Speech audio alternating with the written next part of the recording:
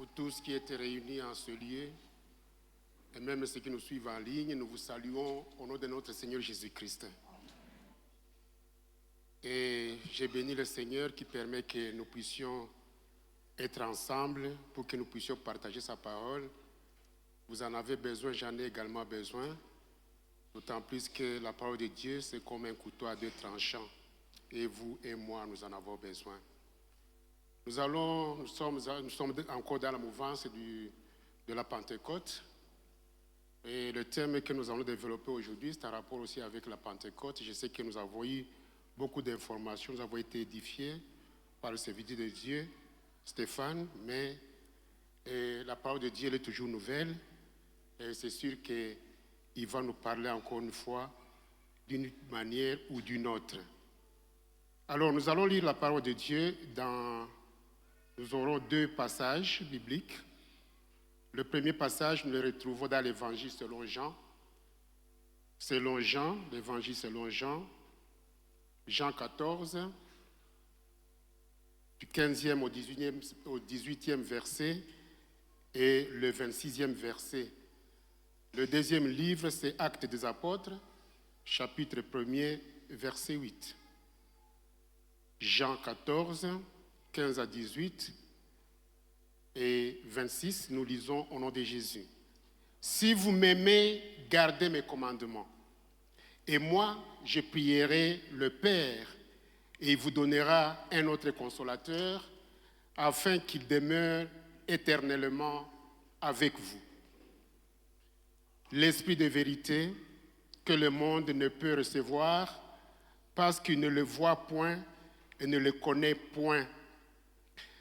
Mais vous le connaissez, car il sera en vous. 18.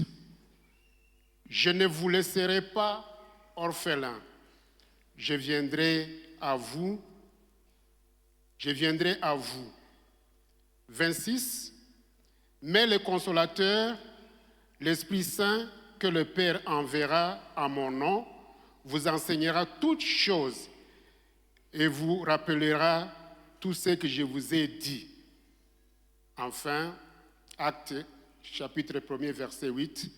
Mais vous recevrez une puissance, le Saint-Esprit, survenant sur vous, et vous serez mes témoins à Jérusalem, dans toute la Judée, dans la Samarie et jusqu'aux extrémités de la terre. Amen. Le thème que nous allons développer ce jour, c'est « Avec le Saint-Esprit, je prends mon envol ». Avec le Saint-Esprit, je prends mon envol. Nous savons que notre thème de l'année, c'est « Comme l'aigle, je prends mon envol ». Et ça a été suffisamment développé par le serviteur de Dieu, le berger. Nous connaissons les caractéristiques de l'aigle. L'aigle, c'est un oiseau très particulier, un oiseau très exceptionnel, un oiseau discipliné, mais aussi un oiseau qui va très loin. Alors, dans notre vie spirituelle aussi, si nous voulons aller très loin, si nous voulons vraiment prendre de l'envol convenablement, nous devons nécessairement marcher avec le Saint-Esprit. Sans le Saint-Esprit, nous n'allons nulle part. Amen. Et nous avons été suffisamment édifiés, comme je l'ai dit, mais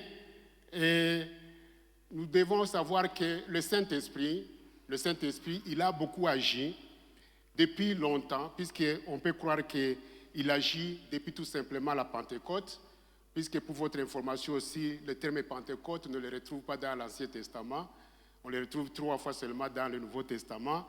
Donc, l'Esprit, il agissait, mais de façon sporadique, pour une mission bien déterminée. Et à un certain moment, il pouvait même se retirer. Il pouvait se retirer quand la mission était déjà accomplie. C'est ainsi que, par exemple, quand nous lisons Psaume 51, 13, et David dit ceci, « Ne me rejette pas loin de ta face, ne me retire pas ton esprit. » Ne me retire pas ton Esprit Saint. Vous pouvez aller. Mais avec tout ce que Jésus a fait pour nous, pour toi et moi, avec son sacrifice suprême et surtout avec son ascension. Et quand il est parti, il a dit que vous ne serez pas orphelins, mais je vais vous envoyer le Saint-Esprit. Maintenant, comme nous l'avons dit, le Saint-Esprit, à travers même la lecture, le Saint-Esprit, il est permanent avec nous. Il est permanent avec nous.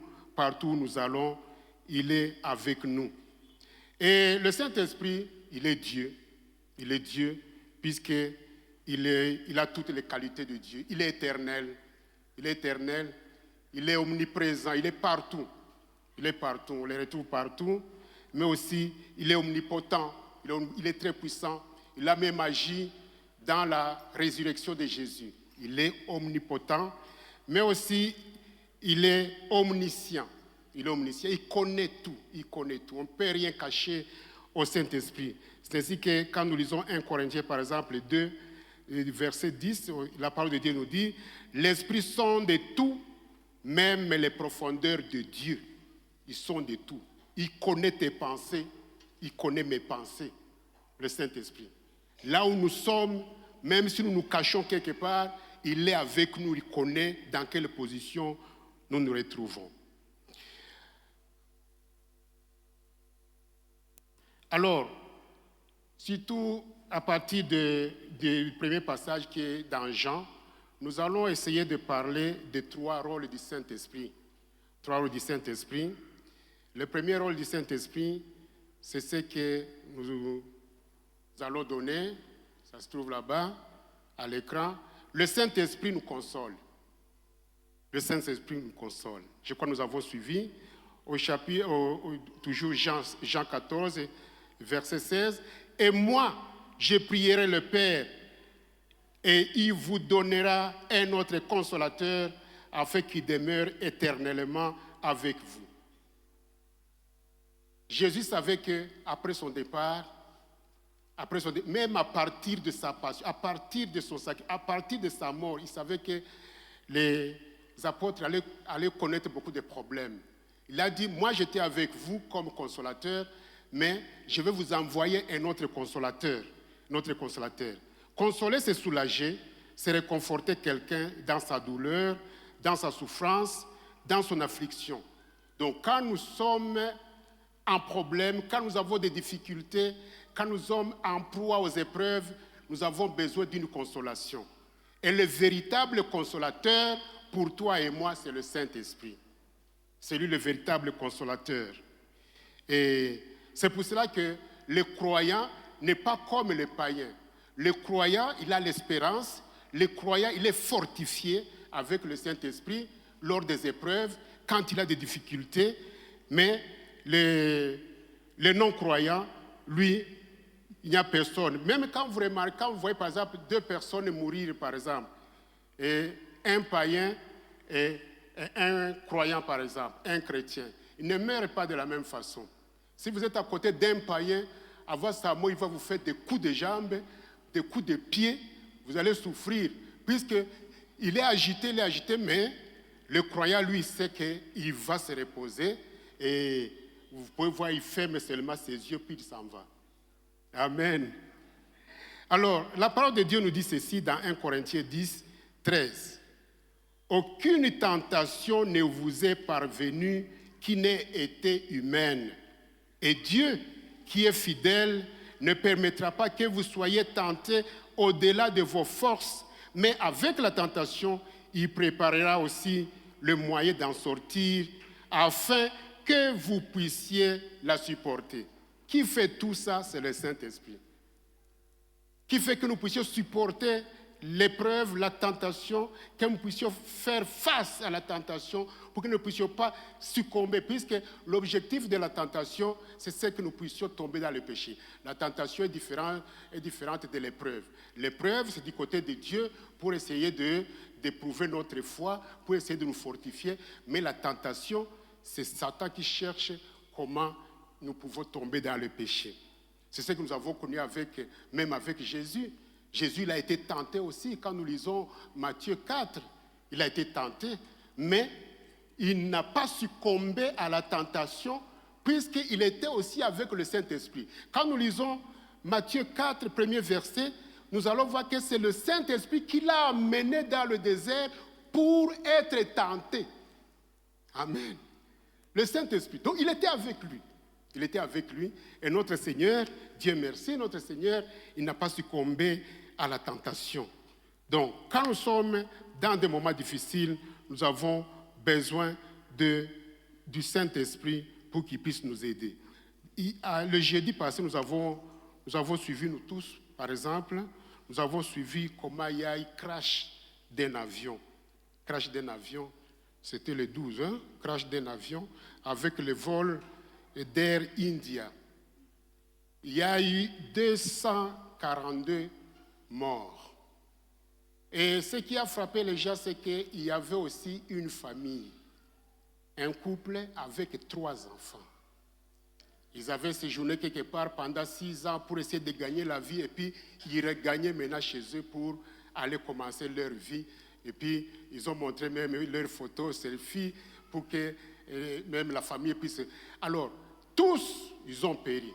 Alors, imaginez-vous par exemple, il n'y a que le Saint-Esprit qui peut consoler sa famille, leur famille par exemple. Il n'y a que le Saint-Esprit qui peut consoler les parents de ce couple. Puisqu'avec ça, des fois, quand vraiment on n'est pas sous l'action du Saint-Esprit, on peut même arriver à se suicider. On peut arriver à se suicider puisqu'on a des problèmes, on a des difficultés. Vous voyez, ça m'a même rappelé, un jour, j'avais connu aussi un de mes professeurs, il avait fini sa formation en Belgique, il avait déjà défendu sa thèse de doctorat, puis il a dit, nous rentrons au Zaïre à l'époque. Nous rentrons au Zaïre. Et puis il a dit, moi pour que je sois rapide, pour que je puisse aller préparer l'habitation, tout ça, moi je vais prendre l'avion, mais ma famille, toi, ma femme et nos 4 enfants, vous allez prendre le bateau et avec tous les biens pour que nous puissions, vous allez me rejoindre après. Et ce bateau-là a connu naufrage. La femme, 4 enfants, tous les biens partis. C'est difficile. Des fois, quand nous rencontrons des difficultés, nous n'avons que besoin du Saint-Esprit pour qu'il puisse nous fortifier.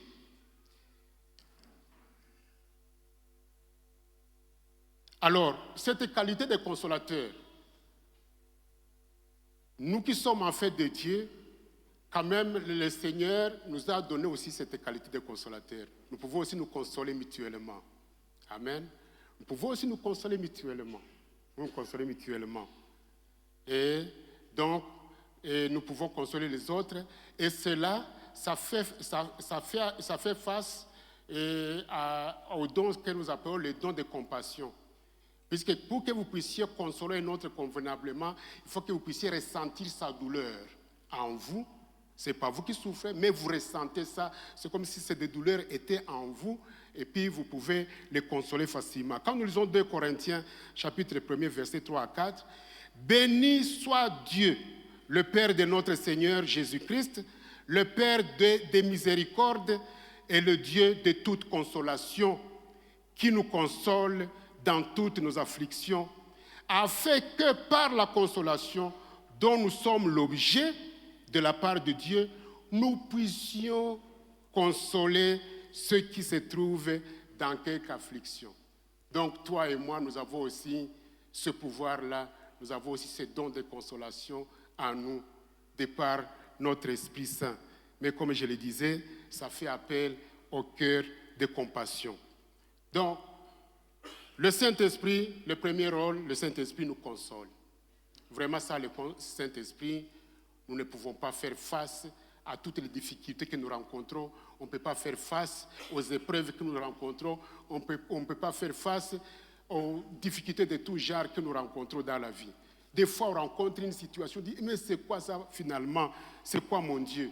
Mais aussi, nous devons suivre la voie de Dieu, puisque des fois, nous pouvons rencontrer une situation, mais Dieu voudrait utiliser cette situation-là pour qu'il puisse se glorifier. Par exemple, quand nous lisons par exemple l'histoire de l'aveugle de naissance, que Jésus a rencontré avec ses apôtres. Ils ont dit, mais celui-ci, pourquoi il est né avec... Est-ce que c'est lui qui a péché ou bien ce sont ses parents qui ont péché, tout ça? Mais qu'est-ce qu'il a dit au verset 3? Il dit, il est comme ça afin que les œuvres de Dieu soient manifestées en lui. Donc, des fois, on peut rencontrer une situation et puis on va dire, mais pourquoi le Saint-Esprit ne fait rien, tout ça? Pourquoi il n'intercède pas pour moi? Pourquoi Dieu n'écoute pas ma prière? Alors que Dieu, peut-être, il voudrait que, à travers ce que nous sommes en train de connaître, que quelqu'un puisse savoir que réellement, il y a un Dieu qui existe, un Dieu grand, un Dieu capable, qui puisse le savoir. Des fois, on peut prier, par exemple, pour un voyage, dit, bon, je vais voyager, mais quand Dieu trouve qu'il y a une difficulté devant, ou bien il y a un accident, tout ça, il peut te parler d'une façon ou d'une autre, par les rêves par exemple, par la vision, il peut te parler par le canal de quelqu'un d'autre, il peut te parler par la parole, il a plusieurs voies. Alors s'il trouve que par exemple tu ne comprends pas jusque-là, il peut permettre par exemple que tu tombes gravement malade le matin, et puis après tu vas apprendre que non, le véhicule que tu allais prendre a connu un accident quelque part. Alors, le Saint-Esprit, il nous console. En cas de problème, c'est lui qui nous console. En deuxième lieu, le Saint-Esprit nous accompagne. Il est avec nous. C'est ce que nous avons lu dans le verset 16. Et moi, je prierai le Père, il vous donnera un autre consolateur afin qu'il demeure éternellement avec vous. Afin qu'il demeure éternellement avec vous. Même au verset 17, l'Esprit de vérité que le monde ne peut recevoir parce qu'il ne le voit point et ne le connaît point. Mais vous le connaissez car il sera en vous. Donc c'est ça la différence entre nous avec les serviteurs de Dieu de l'Ancien Testament. Nous, il est en nous, il demeure en nous. C'est question que nous puissions le garder. Nous avons suivi le matin la prédication sur la sanctification grâce au Saint-Esprit. Alors, si vraiment nous ne l'attristons pas, il est avec nous, c'est notre ami fidèle pratiquement, il vit avec nous, il vit en nous, et c'est à ce titre qu'il est prêt à s'occuper de nous à n'importe quelle occasion. Le Saint-Esprit nous accompagne, le Saint-Esprit, c'est pour cela qu'il nous convainc du péché. C'est lui qui nous convainc du péché. C'est lui qui nous parle du bien à faire et du mal à éviter. C'est le Saint-Esprit. Il n'y a pas que les autres disent que c'est la conscience, qui est la voix intérieure, tout ça. Mais sachons que c'est le Saint-Esprit qui nous indique ce qui est bien à faire, ce qui est mauvais aussi à éviter. Il nous aide à discerner donc le bien du mal, et cela commence évidemment par la nouvelle naissance. Puisque à la nouvelle naissance, quand nous recevons Jésus-Christ comme Seigneur et Sauveur, et Jésus-Christ vient habiter en nous, il vient faire de notre vie sa demeure. Aussi, le Saint-Esprit vient habiter en nous. Dieu le Père aussi vient habiter en nous. Et c'est dans ce cadre-là, puisqu'il est avec nous tous les jours, il peut nous aider aussi dans la constance dans notre vie chrétienne. Donc, partout où nous pouvons nous trouver, il peut nous aider pour que nous ne puissions pas faire n'importe quoi. C'est pour cela que, quand nous avons lu Acte 1, 8, mais vous recevrez une puissance, le Saint-Esprit survenant sur vous, et vous serez mes témoins à Jérusalem, ici par exemple, là où nous sommes, ces témoins dans notre famille, mais aussi dans toute la Judée, un peu plus loin, mais aussi dans la Samarie et jusqu'aux extrémités de la terre. Malheureusement, des fois, on est très chrétien à l'église, comme nous sommes ici par exemple, je ne vois pas quelqu'un qui peut insulter un autre ici. Personne. Est-ce qu'il y a quelqu'un qui peut insulter un autre ici, dans le temple? Alors, si cela peut se faire aussi en dehors d'ici, quand nous arrivons à l'extérieur, on va dire que réellement le Saint-Esprit est tenté de faire quelque chose. Mais qu'est-ce qu'on voit? On quitte ici par exemple, on change même de quartier tout simplement, on croit on est permis à faire n'importe quoi. On quitte ici, on va à Dubaï dans les affaires, par exemple, on regarde d'à côté, le berger n'est pas là, je ne vois personne ici, les diacres ne sont pas là, on croit qu'on est prêt à faire n'importe quoi. Quelqu'un nous a raconté une petite histoire un peu rocambolesque, c'est dit, un serviteur de Dieu, il est parti. Donc un serviteur de Dieu, il était un serviteur de Dieu, mais il continuait à prendre sa petite bière quand même. Et il prenait sa petite bière. J'espère qu'ici, il n'y en a pas. Il n'y a pas de gens qui prennent la bière ici. S'il y en a, le Saint-Esprit est là pour les aider. Alors, il est parti, il était allé exercer sa profession quelque part ici. Il est allé à Ndosho là-bas, il croyait que c'était très loin. À Ndosho, personne ne le connaissait. Il arrive là-bas, il entre quelque part, et puis il demande sa prémisse là-bas, Ngwasuma. Il dit, il voit la serveuse là-bas, une petite fille. Est-ce que tu peux me donner une bouteille de Ngwasuma? La petite fille, elle dit, pasteur, il y a moto ou il y a baridi? Ouais, moko sadabu. En réalité, qui était moko sadabu? Oh, il est parti. Donc, des fois, on croit que, mais partout où nous sommes, nous avons dit que le Saint-Esprit, il est omniprésent. Partout. Que tu sois en Europe, tu peux quitter si tu vas en Amérique, tu quittes si tu vas en Afrique du Sud, il est toujours là avec toi. Alors, on n'est pas permis de faire n'importe quoi. On n'est pas permis de faire n'importe quoi, s'il vous plaît. J'aime bien Daniel. Daniel, par exemple, Daniel qui était en déportation à Babylone. Daniel, c'était un jeune garçon de 16 ans. Il était en déportation à Babylone. C'est à 880, d'après les commentateurs de la Bible, 880 kilomètres de Jérusalem. 880 kilomètres. Mais le jeune garçon, quand on a dit qu'il va commencer à se nourrir de la table du roi, tout ça, au verset 8, chapitre 1er, verset 8, il dit, je ne vais pas me souiller avec les mets du roi, avec le vin que prend le roi. Vous vous imaginez, un déplacé, un réfugié, tout ça. Un autre pouvait dire, mais quelle chance, c'est la manne qui tombe d'ici. Je vais commencer à me nourrir la nourriture du roi. Il a dit non. Au lieu de cela, donnez-nous des légumes, donnez-nous de l'eau, et puis vous allez voir ce que ça va donner. Alors, nous connaissons l'histoire, comment ils ont eu une bonne santé, etc., etc. Donc, il était là-bas, mais il savait qu'il était avec son Dieu là-bas. Partout où nous sommes, s'il vous plaît, on saura que tu es vraiment un bon chrétien, une bonne chrétienne, si très loin. Tu quittes ici, par exemple, tu vas à Kinshasa, il n'y a personne qui te connaît là-bas. Tu quittes ici, tu vas, par exemple, en Angola, il n'y a personne qui te connaît. Si tu continues à vivre la vie de sanctification, on dira que réellement, il est conduit par le Saint-Esprit. Amen. Mais aussi, le Saint-Esprit nous guide. Il nous montre la voie à suivre. Il nous guide. Il nous guide. Et c'est lui qui peut dire, bon, tu peux passer par ici, tu peux passer par là, tout ça. C'est le Saint-Esprit.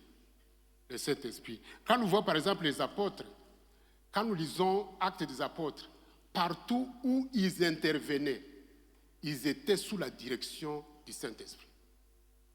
Nous voyons par exemple, Pierre. Pierre, quand il est allé à Césarée, dans la maison de Corneille, c'est le Saint-Esprit qui l'a convaincu d'aller là-bas. Puisqu'il y avait des païens là-bas, à lui seul, il disait non, je ne vais pas. Je ne vais pas. Mais le Saint-Esprit a dit, tu pars.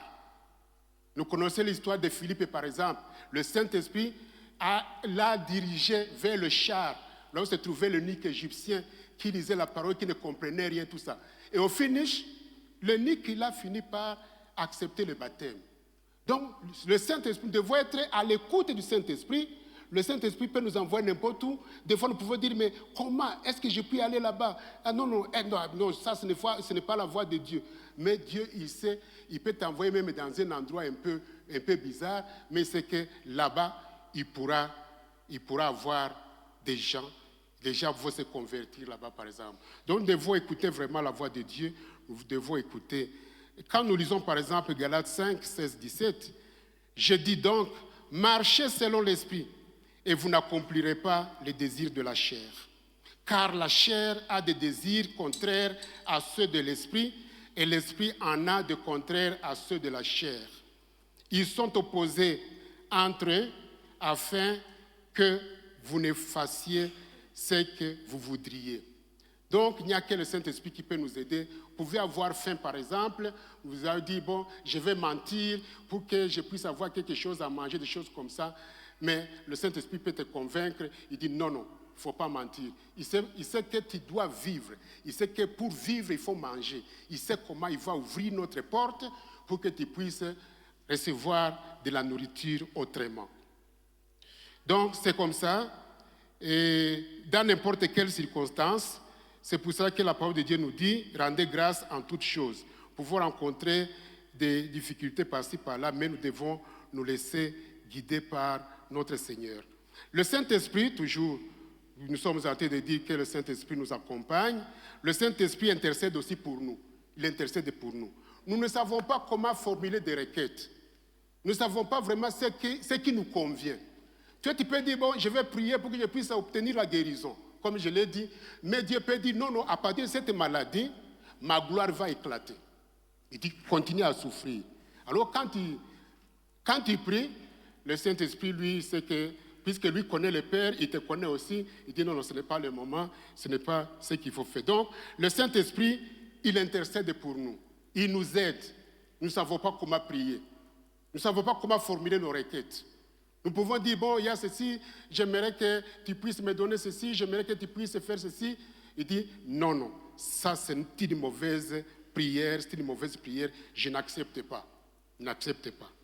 Alors, quand nous lisons la parole de Dieu, nous pouvons dire dans Romains 8, 26, de même aussi, l'Esprit nous aide dans notre faiblesse, car nous ne savons pas ce qui nous convient de demander dans nos prières. Mais l'Esprit lui-même intercède par des soupirs et des soupirs inexplicables. C'est lui qui nous guide. Même la louange et l'adoration que nous faisons ici. Nous invoquons toujours le Saint-Esprit pour qu'il puisse nous aider. Puisque lui qui connaît le Père, et c'est lui qui peut nous aider pour que nous puissions lui offrir une louange, une adoration qui soit conforme à la volonté de Dieu, qui soit un parfait de bonne odeur. C'est lui qui peut nous aider. C'est pour ça que nous devons le prier afin qu'il puisse nous aider. Donc le Saint-Esprit, il intercède également pour nous. Enfin, chers frères et sœurs, le Saint-Esprit nous enseigne. Non seulement il nous console, aussi il nous accompagne, il est avec nous partout où nous sommes, mais également il nous enseigne. Sans le Saint-Esprit, nous ne pouvons pas connaître la parole de Dieu. C'est pour cela qu'en lisant le verset 17, toujours Jean 14 et 17, l'Esprit de vérité, et la vérité c'est la parole de Dieu, puisque la parole de Dieu c'est la parole de vérité, ou bien la parole de la vérité. L'Esprit de vérité que le monde ne peut recevoir parce qu'il ne le voit point et ne le connaît point. Mais vous le connaîtrez car il sera en vous. Et au verset 26, mais le consolateur, l'Esprit Saint, que le Père enverra à mon nom, vous enseignera. C'est un enseignant. Vous enseignera toutes choses. Vous enseignera toutes choses et vous rappellera tout ce que je vous ai dit. Jésus savait que les disciples, ils avaient besoin après son départ, ils avaient besoin aussi de continuer à avoir la parole de Dieu, à connaître la vérité, à avoir la parole de vérité. Il savait. Alors il a dit non, non, le Saint-Esprit qui va venir, il va aussi vous enseigner. C'est un bon enseignant. Amen. C'est un bon enseignant. C'est lui qui nous révèle des vérités célestes. Ce ne sont pas les études que nous faisons. Tu peux faire les études, faire l'université, tu termines tout ça, mais devant les affaires de Dieu, tu es ignorant. Tu ne connais rien. Avec ton diplôme, avec ta licence, avec ton doctorat, tu ne connais rien pratiquement. Donc, les mystères divins, il n'y a que le Saint-Esprit qui peut nous aider à les connaître. Alors, ici, je dois vous dire que sans le Saint-Esprit, on tombe facilement dans les hérésies. Sans le Saint-Esprit, on tombe facilement dans les faux enseignements. Sans le Saint-Esprit, on peut dire... Par exemple, nous connaissons ce qu'on appelle l'Assomption, ce que les autres appellent l'Assomption. Ils disent qu'à part Jésus, nous connaissons, de par les Saintes Écritures. Nous savons qu'à part Jésus, 2 autres ont été enlevés. Il s'agit de qui? Enoch et qui? Élie. Les 2 seulement.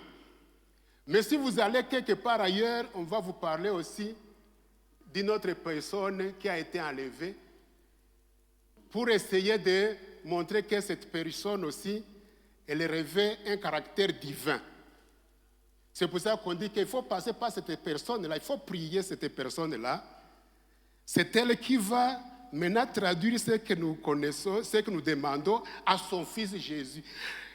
L'intelligence humaine comme ça, ce qu'on appelle l'Assomption. Nous, on célébrait ça dans le temps. Dans le temps. L'Assomption, ça se célèbre le 15 août. Alors, l'Assomption, on dit que Marie, elle est montée aussi au ciel. Alors, quand j'ai essayé de faire mes recherches, on m'a donné même un verset. On dit, il y a un verset qui prouve qu'elle est montée au ciel. On a parlé de Luc, chapitre 1er, verset 38. Mais quand j'ai lu, j'ai dit, ça n'a rien à voir avec ça.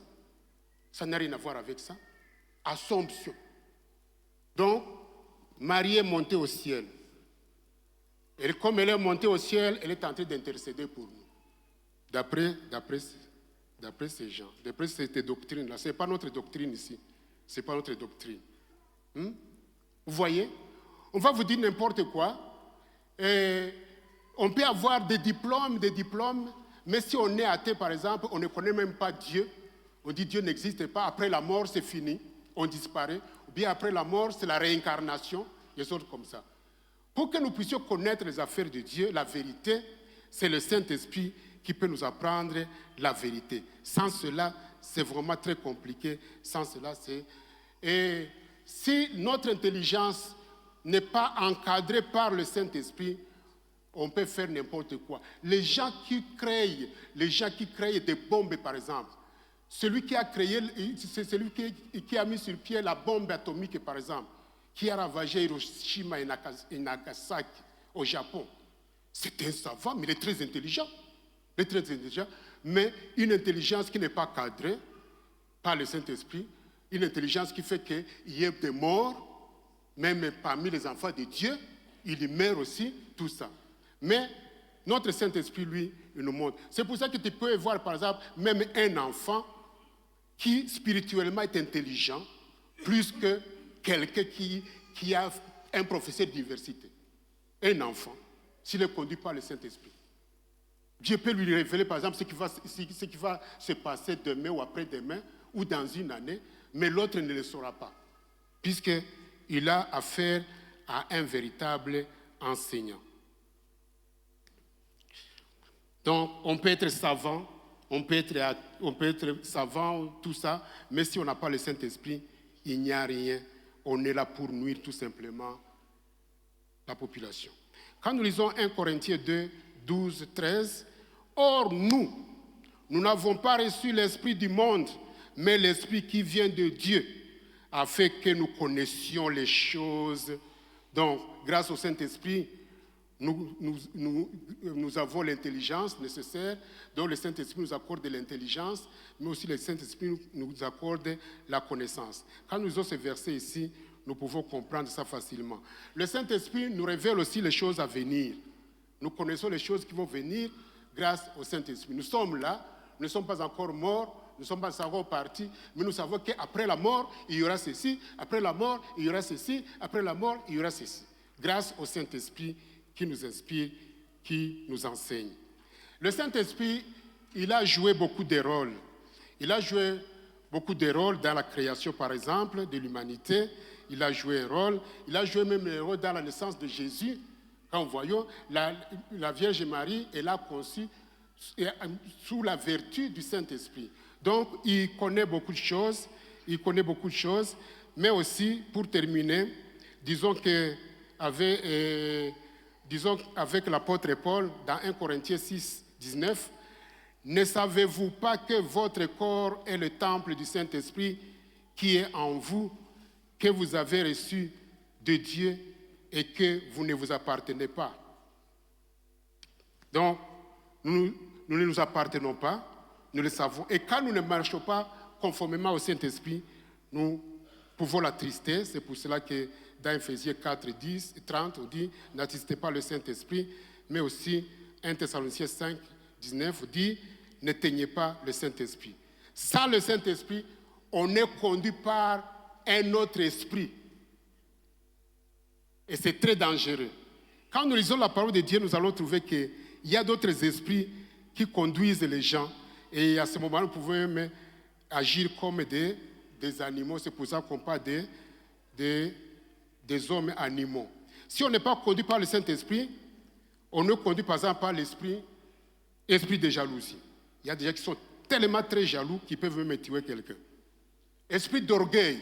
Il y a des orgueilleux qui sont là, qui menacent tout le monde. C'est aussi un autre esprit. Un esprit de dispute. Les gens qui se disputent à longueur de journée. Un esprit de mensonge. Un esprit de mensonge. Comme celui qui a habité Anania et Saphira, par exemple, dans Acte 5. Mais aussi les prophètes de Baal. Esprit de mensonge. Esprit de séduction. Il y a des gens qui sont là pour séduire seulement les autres. Avec les yeux en alemboua, tout ça. Avec les yeux, que sais-je encore, pour essayer de séduire les autres. Esprit de prostitution. Il y en a des esprits impurs qui sont les démons. Il y a aussi l'esprit de mammon. Esprit de mammon. Comme Jésus en parle dans Matthieu 6, verset 24. Puis des mammons. Il y a des gens qui cherchent tellement des biens matériels, de l'argent. Malheureusement, nous connaissons ça dans notre pays. Il y a des gens qui sont prêts qui sont là pour détourner seulement, des millions, comme s'ils allaient être éternels, alors qu'ils vont laisser tout ça. Et des fois, c'est confisqué même en Europe, mais ils détournent tout simplement. Ils amassent, tout ça. Il y a aussi l'esprit de Bacchus qui était le dieu romain du vin. Il y a des gens qui ont difficile à abandonner la bière. J'ai connu un de mes enseignants, par exemple, à l'école primaire, c'était au village. Lui, il avait sa calebasse de cassix là derrière. Alors, des fois, il enseignait, il sent que vraiment l'onction n'est plus là. Il dit, il pose une question, allez, réfléchissez. Il va là-bas. Et puis, il prend. Il mettait ça dans une étoffe très vieille. Il prend, et puis il rentre avec beaucoup d'onction. Il y a des gens comme ça. Ça, c'est l'esprit de Bacchus, le dieu des ivrognes. Alors que la parole de Dieu, ne vous enivrez pas du vin. C'est de la débauche. J'ai vu la version de Semer. Cela vous conduirait à une vie de désordre. Ne vous enivrez pas de vin, c'est de la débauche. Soyez au contraire remplis de l'esprit. Soyez au contraire remplis de l'esprit. Chers frères et sœurs, si nous voulons vivre la vie de sanctification comme nous l'avons suivi depuis le matin, nous devons nous attacher au Saint-Esprit. Et le Saint-Esprit, il est là pour nous guider. Si tu trouves qu'il y a des choses que tu ne sais pas abandonner, il y a des péchés que tu ne sais pas abandonner, sache que tu as déjà attristé le Saint-Esprit. Il n'agit plus. Puisqu'il ne peut pas cautionner le mal et il ne peut pas aussi vivre en harmonie avec le péché. Il ne peut pas vivre en harmonie avec la saleté. Alors, tu as intérêt tout simplement à te repentir pour que tu puisses. Alors, si tu es par exemple sous le coup de la bière, j'ai dit que, heureusement qu'il n'y a personne qui prend la bière ici. Moi, j'ai abandonné la bière le 12, puisque c'est ça mon anniversaire. Le 12 novembre 1993.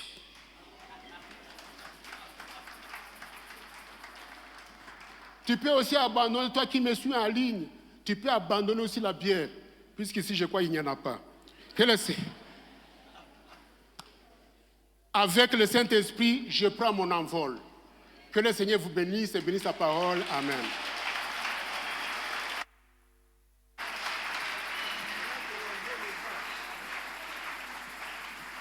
Merci, pasteur, de nous avoir rappelé l'anniversaire. Il a eu la grâce, d'autres n'ont pas encore fêté l'anniversaire. Ils sont toujours liés, cloués. Que le Saint-Esprit descende et qu'il agisse en nous. On peut chanter un peu. Est-ce qu'on peut se tenir debout, Louado, ensemble? Un petit cantique.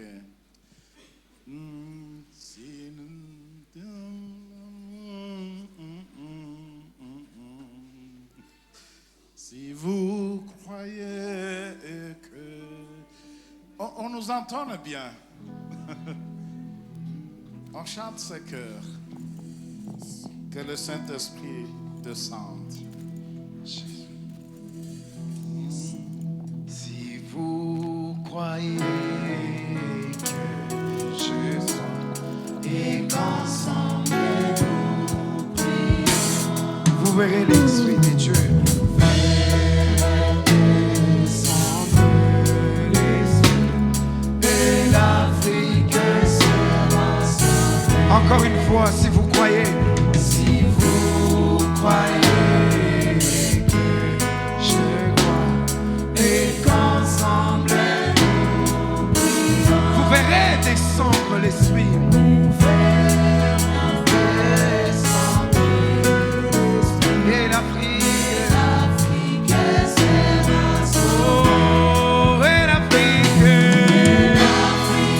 sera sauvée. Et l'Afrique